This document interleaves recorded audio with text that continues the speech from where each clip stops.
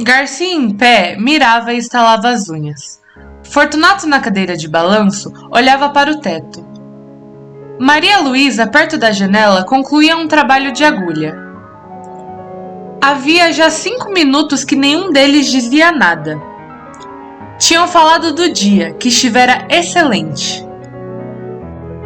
De Catumbi, onde morava o casal Fortunato, e de uma casa de saúde que adiante se explicará. Como os 3 personagens aqui presentes estão agora mortos e enterrados, tempo é de contar a história sem rebuço. Garcia tinha se formado em medicina no ano anterior, 1861. No de 1860, estando ainda na escola, encontrou-se com Fortunato pela primeira vez à porta da Santa Casa. Entrava quando o outro saía. Fez-lhe impressão a figura, mas ainda assim tê-la-ia esquecido se não fosse o segundo encontro poucos dias depois. Uma noite, no Teatro de São Januário, estando nas cadeiras, apareceu ali Fortunato e sentou-se ao pé dele. A peça era um dramalhão cozido a facadas, ouriçado de imprecações e remorsos, mas Fortunato ouvia com singular interesse.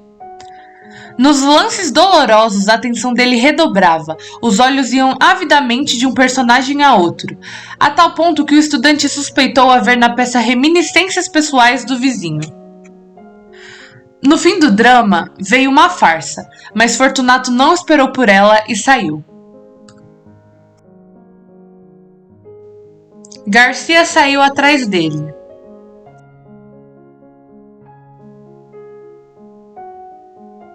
Fortunato foi pelo Beco do Cotovelo, Rua de São José até o Largo da Carioca. Ia devagar, cabisbaixo, parando às vezes para dar uma bengalada em algum cão que dormia. O cão ficava ganindo e ele ia andando. No Largo da Carioca, entrou num tílburi e seguiu para os lados da Praça da Constituição. Garcia voltou para casa sem saber mais nada. Decorreram algumas semanas. Uma noite, eram 9 horas, estava em casa quando ouviu rumor de vozes na escada. Desceu logo do sótão onde morava ao primeiro andar. Uma empregada conduzia o homem escada acima ensanguentado. O homem gemia, as vozes eram confusas e a luz pouca. Deposto ferido na cama, Garcia disse que era preciso chamar um médico. Já aí vem um, acudiu alguém. Garcia olhou. Era o próprio homem da Santa Casa e do teatro. Imaginou que seria parente ou amigo do ferido, mas rejeitou a suposição desde que lhe ouvira perguntar se este tinha família ou pessoa próxima. Disse-lhe a empregada que não. E ele assumiu a direção do serviço. Pediu às pessoas estranhas que se retirassem. Sabendo que Garcia era vizinho e estudante de medicina, pediu-lhe que ficasse para ajudar o médico. Em seguida, contou o que passara. Conheceu antes? Não. É um bom homem, empregado no arsenal de guerra, chama-se Gouveia. Não sei quem é.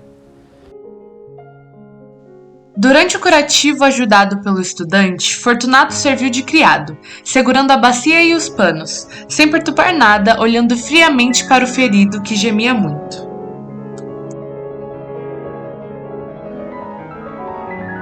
Fortunato volta após deixar as coisas na cozinha. Garcia estava atônito. Olhou para ele, viu-o sentar-se tranquilamente, estirar as pernas, meter as mãos nas algibeiras das calças e fitar os olhos no ferido. Os olhos eram claros, cor de chumbo, moviam-se devagar e tinham a expressão dura, seca e fria. Cara magra e pálida, uma tira estreita de barba por debaixo do queixo e de uma têmpora a outra curta, ruiva e rara. Teria 40 anos. De quando em quando voltava-se para o estudante e perguntava alguma coisa acerca do ferido, mas tornava logo a olhar para ele enquanto o rapaz lhe dava a resposta. A sensação que o estudante recebia era de repulsa ao mesmo tempo que de curiosidade. Não podia negar que estava assistindo um ato de rara dedicação, e se era desinteressado como parecia, não havia mais que aceitar o coração humano como um poço de mistérios. Fortunato saiu pouco antes de 1 hora. Voltou nos dias seguintes, mas a cura fez-se depressa, e antes de concluída, desapareceu sem dizer ao obsequiado onde morava. Foi o estudante que lhe deu as indicações do nome, rua e número. Correu a Catumbi daí a 6 dias. Fortunato recebeu-o constrangido, ouviu impaciente as palavras de agradecimento e deu-lhe uma resposta enfastiada.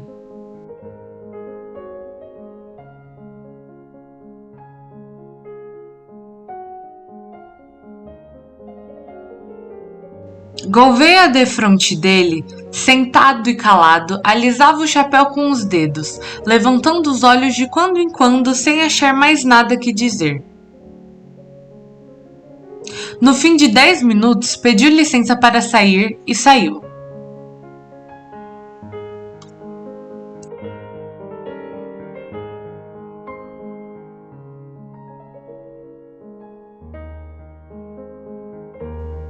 Cuidado com os capoeiras, disse-lhe o dono da casa rindo-se.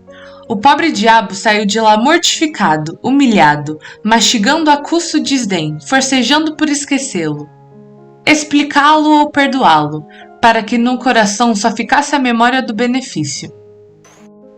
Tudo isso assombrou o Garcia. Este moço possuía em germen a faculdade de decifrar os homens, de decompor os caracteres, tinha o amor da análise e sentia o regalo, que dizia ser supremo, de penetrar muitas camadas morais, até apalpar o segredo de um organismo. Picado de curiosidade, lembrou-se de ir ter com o homem de Catumbi, mas advertiu que nem recebera dele o oferecimento formal da casa. Quando menos, era-lhe preciso um pretexto e não achou nenhum. Tempos depois, estando já formado e morando na rua de Mata-Cavalos, perto da do Conde, encontrou Fortunato em uma gôndola. Encontrou-o ainda outras vezes, e a frequência trouxe a familiaridade. Um dia Fortunato convidou-o a ir visitá-lo ali perto em Catumbi. Sabe que estou casado? Não sabia. Casei-me há 4 meses, pode dizer 4 dias. Vai jantar conosco domingo? Domingo? Não esteja forjando desculpas, não admito desculpas. Vá domingo. Garcia foi lá domingo. Fortunato deu-lhe um bom jantar, bons charutos e boa palestra, em companhia da senhora que era interessante. A figura dele não mudara, os olhos eram as mesmas chapas de estanho duras e frias. Maria Luísa é que possuía ambos os feitiços, pessoa e modos. Era esbelta, airosa, olhos meigos e submissos. Tinha 25 anos e parecia não passar de 19. Garcia, a segunda vez que lá foi, percebeu que entre eles havia alguma dissonância de caracteres, pouca ou nenhuma afinidade moral. E da parte da mulher para com o marido, uns modos que transcendiam o respeito e confinavam na resignação e no temor.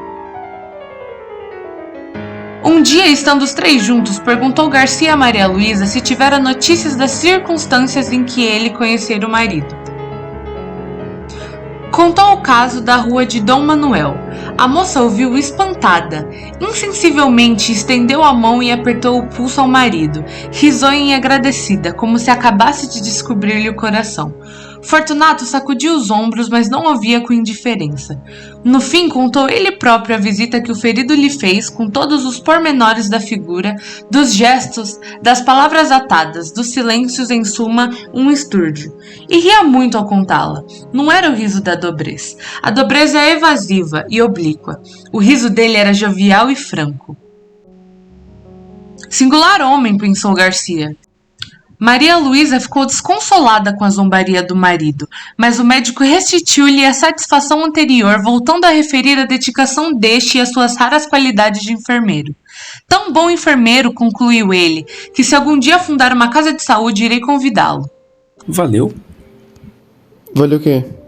Vamos fundar uma casa de saúde?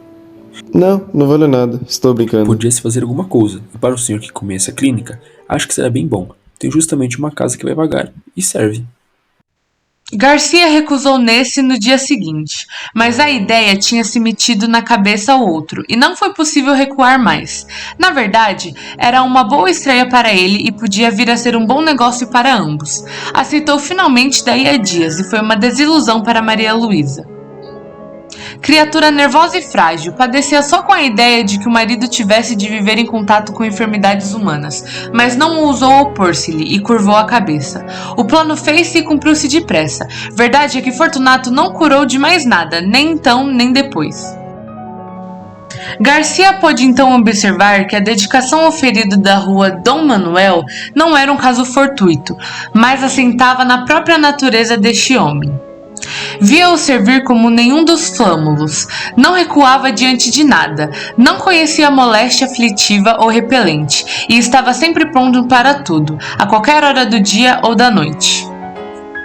Toda a gente pasmava e aplaudia. Fortunato estudava, apanhava as operações e nenhum outro curava os cáusticos. Tenho muita fé nos cáusticos.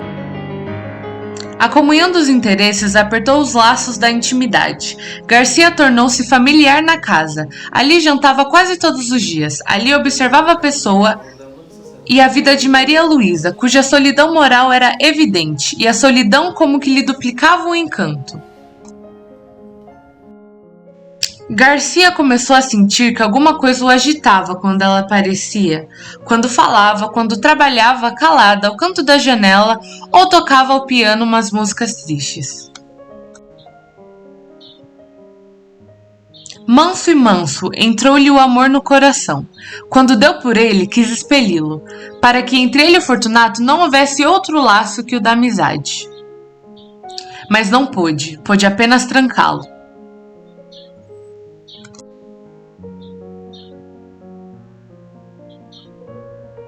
Maria Luísa compreendeu ambas as coisas, a afeição e o silêncio, mas não se deu por achada.